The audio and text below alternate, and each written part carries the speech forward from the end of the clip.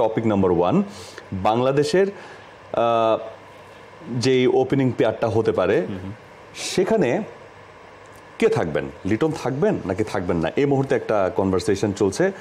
তানজিদ তামিমকে বোঝা যাচ্ছে রাফি যে Tanzid Tamim will be locked, কারণ এই বছর তার পারফরমেন্স যদি আমরা চিন্তা করি, তার তো ডেবিউটাই হয়েছে এবছর। শ্রীলঙ্কার বিপক্ষে ডেবিউ ম্যাচে তিনি 50 করলেন, জিম্বাবুয়ের বিপক্ষে, তারপরে ওই সিরিজে আরও একটা 50 করলেন, অ্যান্ড ইউএস এর বিপক্ষে আরও একটা 50। সো ওভারঅল তানজিদ তামিম 7টা ম্যাচ থেকে 3টা 50, highest score 67, average 47, and the strike rate is 126, which is really impressive. So Tanzid তামিমকে নিয়ে মনে হয় কোনো কথা হওয়া উচিত নয়। অ্যাবসলিউটলি। তবে একটা জায়গায় একটু ঘাটতি থেকে যাবে, ওয়েল টেস্টেড না, কারণ জিম্বাবুয়ের এগেনস্টে তার ডেবিউ হয়েছে, 5টা ম্যাচে জিম্বাবুয়ের এগেনস্টে খেলছেন, 2টো ম্যাচে ইউএস এর এগেনস্টে খেলছেন। বড় দলের সাথে তার ওয়ানডেতে খেলার এক্সপিরিয়েন্স আছে, ওয়ার্ল্ড কাপে তিনি খেলেছেন, অ্যাবসলিউটলি এশিয়া কাপে তিনি ভালো ফর্ম করেছেন। আমরা এক্সপেক্ট করতেই পারি যে সেই ধারাটা অব্যাহত থাকবে। তবে ডেফিনেটলি তার স্ট্যাট ইমপ্রেসিভ, 47-এর উপর গড় আছে তার, 3টা 50 অলরেডি করে ফেলেছেন 7টা ম্যাচ খেলে। মানে maybe the opponent is Zimbabwe or USA, but এটা কিন্তু একটা বুস্ট করবে দলকে, বা তাকে বুস্ট করবে যে টপ অর্ডারে আমি রান পাচ্ছি।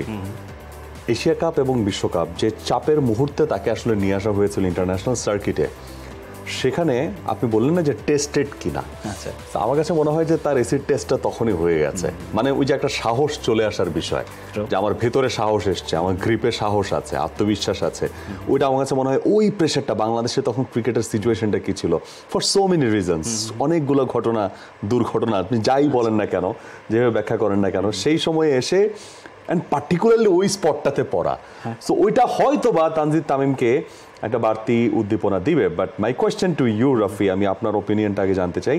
লিটন দাস, সৌম্য সরকার, আপনি কাকে চাইছেন ওপেনিংয়ে? আমি সাম্প্রতিক পারফরমেন্স বিবেচনায় সৌম্য সরকার, তানজিদ তামিমকে এগিয়ে রাখবো, কারণ দুই বাহাতি, হ্যাঁ ডেফিনেটলি 4টা 100+ পার্টনারশিপ বাংলাদেশের আছে টি-20-তে, তার মধ্যে 2টোই কিন্তু এই দুজনের, সৌম্য সরকার এবং তানজিদ তামিম। হ্যাঁ, লিটন দাসের কথা হতে পারে যে আসলে গত বছরও তার চমৎকার পারফরমেন্স ছিল টি-20-তে, ইংল্যান্ডের এগেনস্টে সিরিজ জয়ও তার বড় ভূমিকা ছিল, কিন্তু লিটনকে আমি হয়তো বা একটু নিচের দিকে রাখবো, 5-6 রাখবো। আমার মনে আছে 2019 বিশ্বকাপে ওয়েস্ট ইন্ডিজের এগেনস্টে যে ম্যাচটা বাংলাদেশ জিতেছিল, ডমিনেট করে জিতেছিল, সেখানে হয়তো সবাই সাকিব আল হাসানের সেঞ্চুরিটার কথা মনে রাখবে, তিনি ম্যান অফ দ্য ম্যাচ হয়েছিলেন। লিটনও কিন্তু 94-এর একটা অসাধারণ ইনিংস খেলেছিলেন, এবং সেটা 5 নম্বরে নেমে। এবং যে স্ট্যাটটা দেখতে পাচ্ছি এই বছরে আসলে 8টা ম্যাচে তিনি কিন্তু মানে ওপেনিং স্পটে বেশি খেলেছেন, 93 রান করেছেন, 13.28 তার গড়, 96.87 স্ট্রাইক রেট, একদমই লিটনের নামের সাথে মানানসই না। আমার কাছে মনে হয় যদি নিচের দিকে যদি ইন্ডিয়ার এগেনস্টে ম্যাচটাতেই যদি 5 বা 6 তাকে খেলে দেখানো যায়, ইন্ডিয়ার এগেনস্টে তিনি রেগুলার বেসিসে ভালো খেলে থাকেন, তার পারফরমেন্সটা ভালো। আগের পর্বে একজন দর্শকও বলছিলেন যে ভারতের এগেনস্টে লিটনের পারফরমেন্স ভালো, তাকে অবশ্যই খেলানো উচিত। আমি তার সাথে অ্যাগ্রি করবো, এবং সেই পারফরমেন্সের বেসিসে হয়তো বা বিশ্বকাপের প্রথম কয়েকটা ম্যাচে কীভাবে তাকে কত নম্বরে খেলানো যেতে পারে, সেই ডিসিশন মেকিংটা হয়তো ইজিয়ার হবে। That's the very good thing. এবং দর্শকদের সঙ্গে আমরা এই আলোচনাটাই আসলে ক্রিকেট শোতে আজকে মেনলি ফোকাস করতে চাই, কারণ আমরা আলোচনা করছিলাম যে লিটন দাস তিনি থাকবেন কিনা আসলে ওপেনিংয়ে। সেখানে যে কনফিউশনটা তৈরি হয়েছে, তার স্ট্রাইক রেট, টপ অর্ডারে তার রেগুলার বেসিস, তার ফেলিয়ার, এই জায়গাটা, যেমন 96 স্ট্রাইক রেট, আপনার অপোনেন্ট যখন জিম্বাবুয়ে, আপনার অপোনেন্ট যখন শ্রীলঙ্কা, এবং আপনি যখন হোম সয়েলে ম্যাচ খেলছেন, আপনি যখন অপোনেন্ট ইউএসএকে পাচ্ছেন, তখনও যদি আপনার স্ট্রাইক রেটটা আপনি 100 টাচ না করেন টি-20-তে, ব্যাপারটা অ্যালার্মিং দলের জন্য এবং ওই পার্টিকুলার খেলোয়াড়ের জন্যে। লাস্ট ম্যাচটাতে একটা স্ট্র্যাটেজি দেখেছি, সেটা আমার কাছে খুব ভালো লেগেছে, যে লিটন দাস টিমে আছেন, ওপেন করানো হয়নি, জাকের ওয়াজ ড্রপড। আলটিমেটলি লোয়ার অর্ডারে জাকের যেভাবে খেলছেন, শ্রীলঙ্কার বিপক্ষে তার ওই ম্যাচ জেতানো ইন্টেন্টের বাইরে আহামরি তিনি তার ইন্টেন্ট কিন্তু সেভাবে দেখাতে পারেননি। He tried his best, he is a very good finding, but lower অর্ডারে আরও একটু থাকে না যে একটু এক্সপ্লোসিভ হওয়া, বা তিনি যেভাবে ইউএসএর বিপক্ষে আউট হয়েছিলেন, অফ স্টাম্পের অনেক বাইরের বলটাকে টেনে অন সাইডে খেলা, মানে জোর করে অন সাইডে খেলার একটা প্রবণতা, মানে 360 শর্টস ভ্যারিয়েশনসের একটু ল্যাকিংস চোখে পড়া, ওই জায়গাটা থেকে একটু স্ট্রাগল তিনি করছিলেন। And that is not that much easier যে ইন্টারন্যাশনাল সার্কিটে আপনি আসবেন and you will deliver in every match or in against every opponent. So ওই জায়গাটা থেকে টিম ম্যানেজমেন্ট যদি এটা ভেবে থাকে, Liton Das will be in the team, Jaker may be dropped, Liton will keep, and also he will bat the lower order, not a bad decision. Soumya Tanzid open করতে পারে, followed by শান্ত আসুক, তারপরে হৃদয় আসুক, তারপরে সাকিব, তারপরে Mahmudullah Riyad, then followed by Liton Das.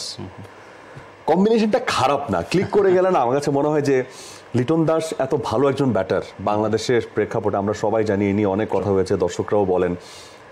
সমালোচনার খাতিরে সবাই সমালোচনা আসলে করেন, কারণ খারাপ খেলে তো সমালোচনা হবেই।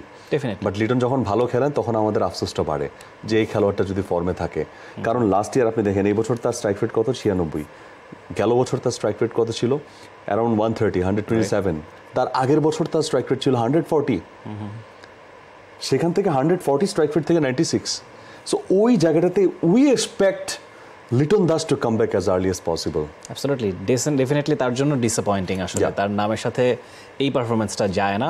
লিটন দাসের ক্যালিবার সম্পর্কে কোনো প্রশ্ন আসলে দর্শক নেই, যে যত রকমের শট তিনি খেলতে পারেন আমার মনে হয় না বাংলাদেশে আসলে আর কেউ পারে বলে, ইন এ ক্লাসিক ওয়ে। এবং জাকের আলী অনেকের কিপিং নিয়ে কোয়েশ্চেন আসছিল, আসলে তার কিপিংটা is not as sharp as Liton Das.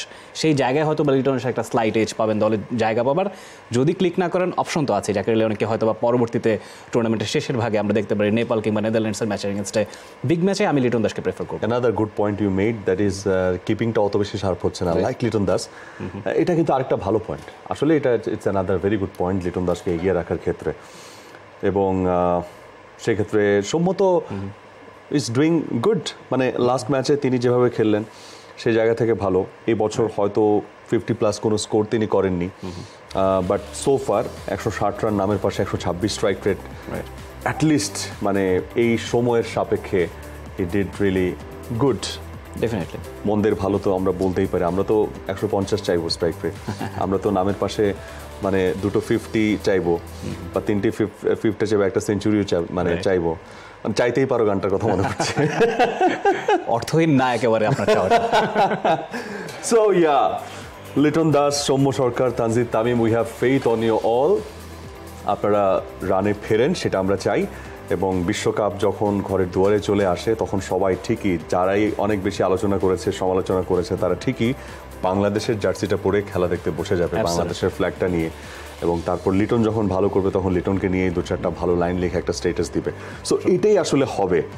So let's see. For more updates, subscribe to our YouTube channel and click on the bell icon. Follow us on Facebook and Instagram.